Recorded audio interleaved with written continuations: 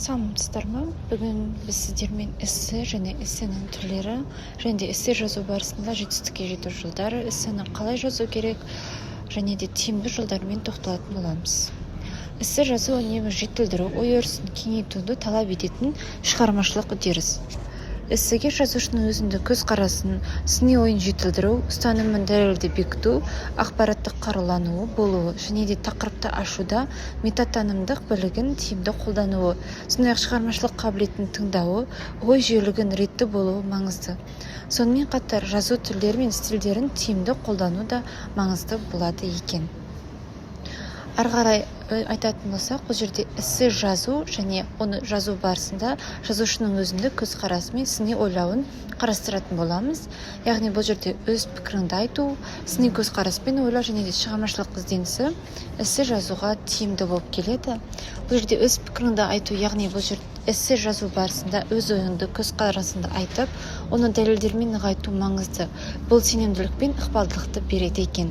Сыни көзқараспен ойлау, яғни тақырыпты терең, әртарапты талдап, басқа пікірлерді салғастыра білу, сондай-ақ көкейкесті мәселелерді анықтауға және ұтымды шешімдер табуға көмектеседі екен. Шығармашылық ізденісі, тың идеялар мен дәлелдер ойлап табу, тақырыпты бейнелі, әсерлі баяндау, эссені қызықты және де есте қаларлықтай етеді екен. Эссе жазудағы ақпараттық қару, яғни бұл жерде тақырыбын түсіну. Эссеге жазар алдында тақырыпты терең зерттеп, оны толық түсіну қажет. Бұл эссенің шетінен шықпай, мақсатқа бағытталуына көмектеседі екен. Сондай-ақ көп ақпарат жинау. Тақырып бойынша әртүрлі ақпарат көздерінен, кітаптардан, интернеттерден, сарапшылардан ақпарат жинақтау эссені бай және сенімді етеді. Терминдерді меңгеру. Тақырыпқа сай қажетті терминдерді, ұғымдарды білу эссе мазмұны мен тілін нақтылай түседі екен. Ары қарай эссе жазудағы метатанымдық білік, яғни бұл жерде бастапқы ой, өзін-өзі бақылау, ой жүйелеу басты назарға алынады. Бастапқы ой, эссе тақырыбына сәйкес алғашқы ойларды анықтау, бағыт белгілеу. Бұл жазу процесін дұрыс ұйымдастыруға көмектеседі. Сондай-ақ ойдың жүйелігі, жазу барысында ойларды дұрыс құрымдалу, жүйелігі, логикалық тұтастық пен сабақтастықты сақтау қажет. Сондай-ақ өзін-өзі бақылау, яғни жазу барысында өзін-өзі бақылау, қателіктерді анықтап, жазбаны түзету сапалы эссе жазуға жетілдіреді екен.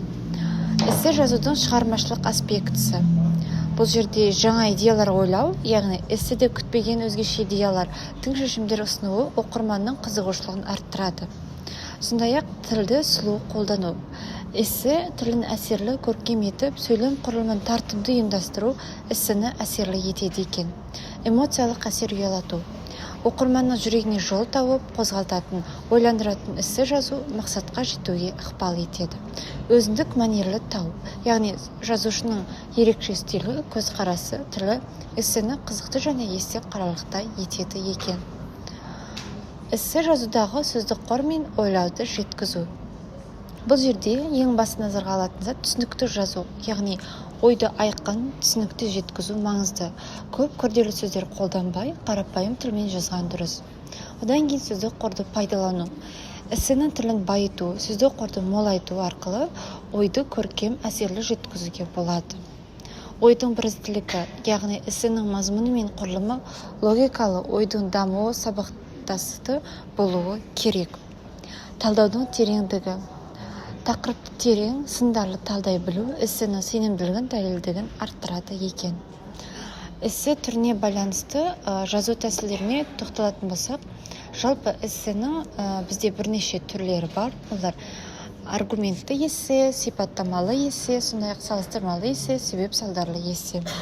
Осыларға тоқталатын болсақ, аргумент эссенің жазу тәсілі дәлелдерді сенімді ұсыну, қарама-қарсы пікірлерді талдау. Сипаттамалы эссе жазу тәсілі болса, бұл жерде тартымды бейнелеу, нақты деректер келтіру. Салыстырмалы эссе өзара салыстыру, айырмашылықтар мен ұқсастықтарды ашу. Себеп салдарлы эссе себептерді терең талдау, және сондай-ақ салдарлы дәлелді сипаттау осы жазу тәсілдерінде басты назарға алынады екен. эссе жазу тұрақты ізденіс пен шыңдалу. Яғни бұл жерде біріншіден тұрақты жаттығу керек, яғни эссе жазу үздіксіз тұрақты ізденіс пен практика талап ететін шығармашылық үрдіс. Сондықтан жүйелі түрде қалыптасқан осы дағдымен тұрақты жаттығу қажет екен. Екіншіден өзін-өзі бақылау. Жазған эсселеріңді үнемі өзіңіз бағалап, қателерді мен кемшіліктерді анықтап, оларды жақсартуға ұмтылу маңызды. Сарапшы пікірін тыңдау.